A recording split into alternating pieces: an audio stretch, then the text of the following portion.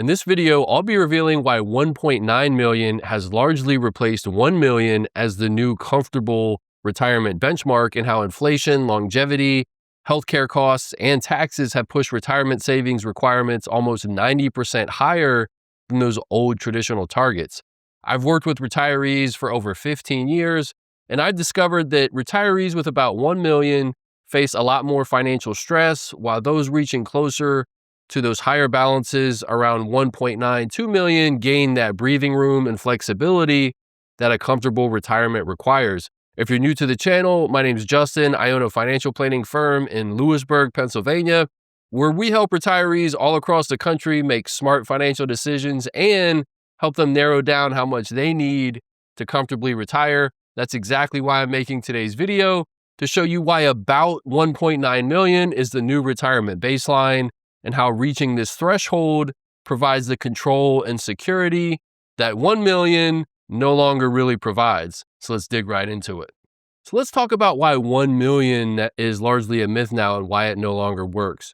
So a lot of industry resources still talk about $1 million like it's a magic password to retirement. But here's the truth that I see over and over in meetings with clients and prospective clients. Retiring with $1 million today does not feel anything like retiring with $1 million 25 or 30 years ago. And if that surprises you, you're definitely not alone. Most people don't realize how outdated this target has become. And here's why this is a myth now and why that took hold. Because 20, 30 years ago, inflation was lower, healthcare costs were more manageable, retirees often had access more to pensions than they do today, and retirement lasted about 15 to 20 years, not 30 to 35 years. So that world made a $1 million target seem reasonable, but the world changed and the target largely didn't. And this is exactly how people get blindsided by relying on numbers that no longer map out or are no longer realistic in today's economy. And here's why this fails today. So the classic 4% withdrawal on $1 million gives you about $40,000 a year. And in today's world, what that $40,000 looks like is it can cover the basics, but it doesn't allow real flexibility. It can create stress around surprises, and it can force retirees to watch markets very, very closely and really hinge on every downturn.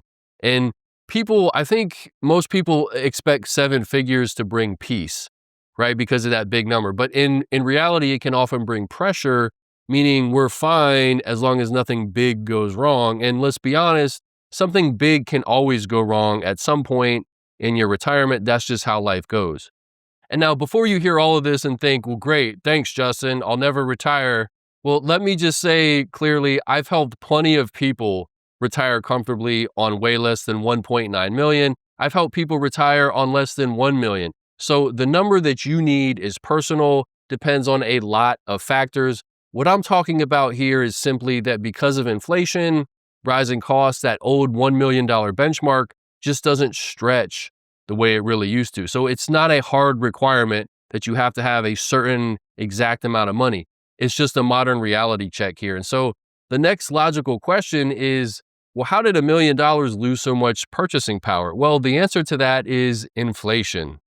Just looking at this chart shows that just since 2020, the purchasing power of the US dollar has decreased by almost 30%. That's just in 5 years. And now I've had people ask me, well, how does that make prices go up? I don't really understand all this. Well, the best way I can explain how this works is with something from my childhood. So my brother, sister, and I, we used to love playing Monopoly. We went through a stretch where we played it all the time. And so eventually we thought the game would be a lot more fun if we all had more money. We got tired of losing or busting out of the game.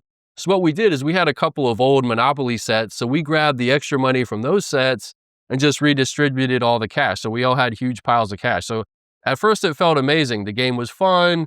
We thought, hey, we're rich. You don't have to worry if you land on Boardwalk or Park Place. It's not going to wipe you out. But after a few rounds, the game started to get boring because nothing felt scarce. It wasn't challenging anymore. So what we eventually did is we raised the prices on everything to make the game challenging again. And then eventually we realized we didn't make the game any better by just adding extra money into it. We inflated the money supply and completely destroyed the purchasing power. And then we were forced to raise the price of everything. And that's exactly what happens in the real world and what has happened. Just looking at this image, you can see how the total supply of money has increased over time. And when there's too much money in the system too quickly and there's not enough goods and services to offset it, prices have to adjust upwards. So what used to feel like a lot simply does not buy the same lifestyle anymore.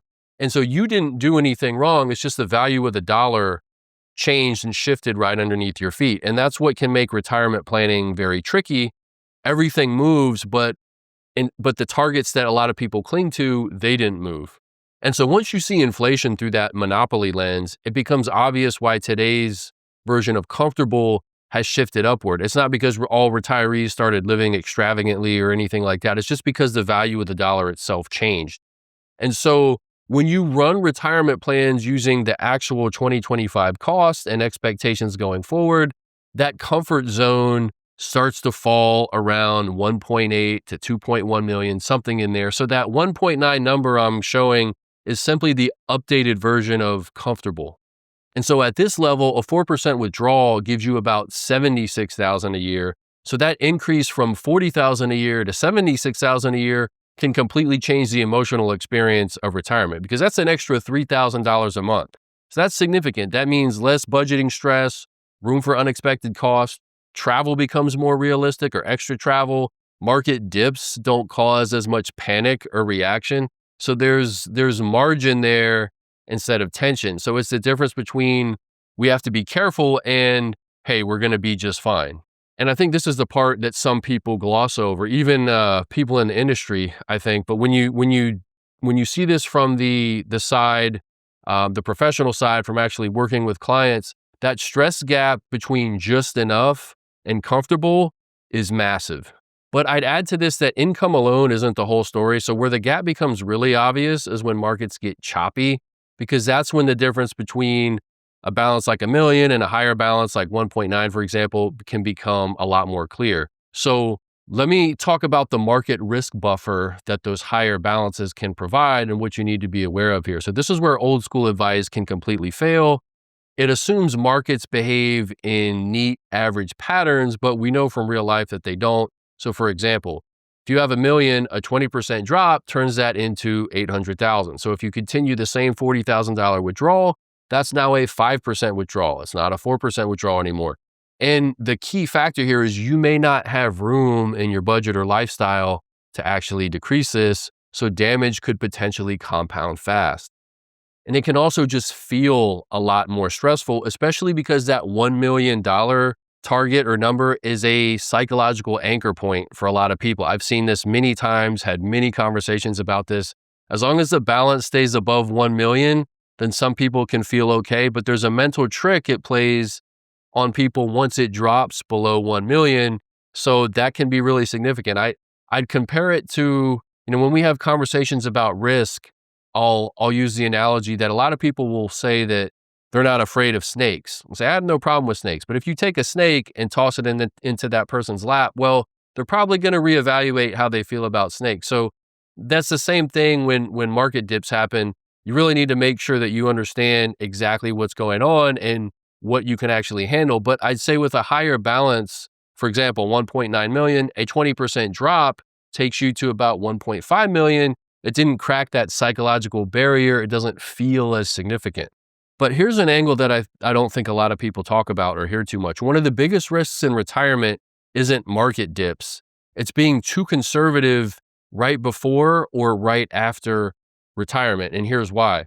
So in some fantastic research by Basu and Drew on lifestyle or life cycle retirement, target date retirement funds, they find that retirees will often shift way too heavily into bonds right before retirement because they think it's the safe move, or they'll automatically let these target retirement date funds do it for them.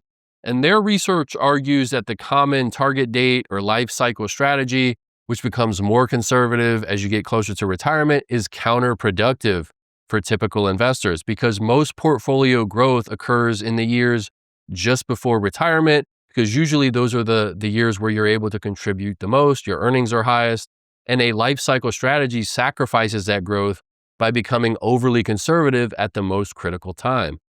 And now that can be counterintuitive for a lot of people, But I think what drives that notion that you need to go overly conservative, it's the financial industry itself. Because for years, the industry has pumped up the sequence of returns boogeyman and scared retirees into believing a market crash in year 1 or year 2 is almost guaranteed.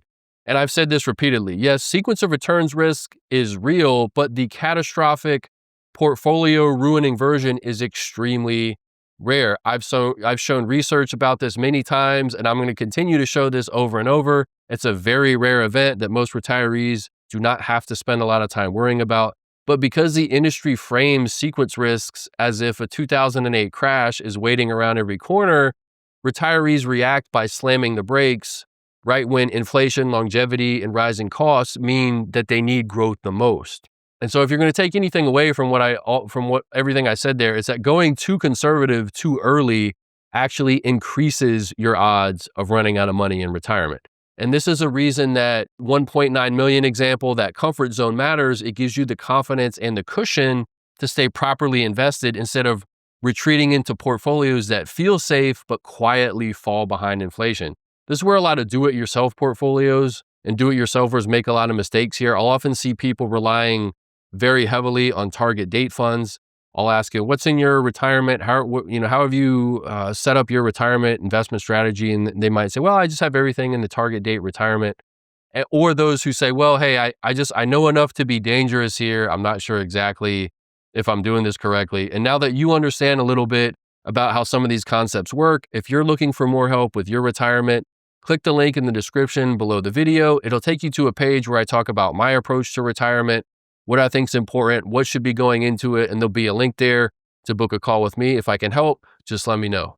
And so market risk is only one side of the equation. The other side is something people don't talk about nearly enough. How much flexibility actually determines whether retirement feels stressful or enjoyable. So let's discuss the withdrawal flexibility that can eliminate some of that stress. So with a higher balance, or again, I'm using that 1.9 million example, you can adjust spending a lot more as life changes, which is what real retirement looks like. Years with more travel, years with more better healthcare, years helping your children, getting to see them enjoy the money while you're still alive, to see the impact on their life. That's very important for a lot of people. And then you're also going to have years where that spending naturally drops. So this is why retirement is not always a fixed monthly budget. It's a moving target that's shaped by real life. And so with 1 million, nearly every deviation could feel risky. With a higher balance like 1.9, deviations are normal and a lot more manageable. And that flexibility becomes even more powerful when you connect it to taxes, because taxes are often the silent factor that determines how much money you get to keep and that how much money stays in your pocket. So making sure you're incorporating some tax optimization in those larger balances, that larger portfolio can give you a lot more tax flexibility just depending on how it's structured. So you do want to make sure that you have tax diversification as you build that balance up to retirement. You don't want to blindly throw everything into pre-tax 401k, for example. You also don't want to blindly throw everything into just Roth, for example. You want to be strategically planning this out. So having those bigger amounts strategically planned out could give you room for things like Roth conversions, if that's something that makes sense for you. Gives you a lot more tax bracket control. You have different areas to pull from.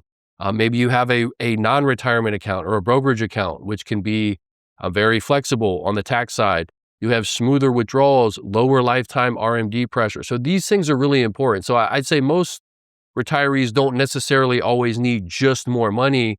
They might need just fewer tax landmines, a little bit more tax efficiency that can go a long way. And so with all of this in mind, the real question becomes, how do you actually build towards the kind of retirement that can give you margin, flexibility, resilience? That's where a modern comprehensive plan comes in. So let's talk about how to tie this all together. And before I wrap this up, I want to be absolutely clear that none of what I've said means you must have 1.9 million to retire comfortably. You don't. Plenty of people live amazing, meaningful, stress-free retirements on far less. I've personally helped many people do this. What I'm doing here is highlighting how the landscape has changed, and building towards retirement isn't about being perfect or hitting a specific number. It's about having a plan that lines up with how retirement actually works today, not how it worked 30 years ago. And so there's really 4 pillars here. So number 1 is start with real spending. not a guess. So most people retire based off of a number they pulled from an article or what they just assume they spend, not real life. Most Americans also spend more time planning their next vacation than they do their retirement. So don't let that be you. A real plan starts with what your lifestyle actually costs, which means you have to know what you spend every month and put in that work. I know it's unpleasant. Nobody likes to do it, but you have to accurately figure out what you spend month to month and how that will change once you stop working. Number two, you want to layer in smart tax strategy from day one. So it's hard to use your portfolio efficiently no matter what the balance is without some proactive tax planning. So this includes knowing when to use Roth versus pre-tax, when to convert or not to convert, if you're a good candidate or not, how to avoid potential IRMA or RMD traps. Should you have a non-retirement account as well, for example? There's a lot of tax flexibility there. How taxes coordinate with healthcare for early retirement if you're going to retire before 65.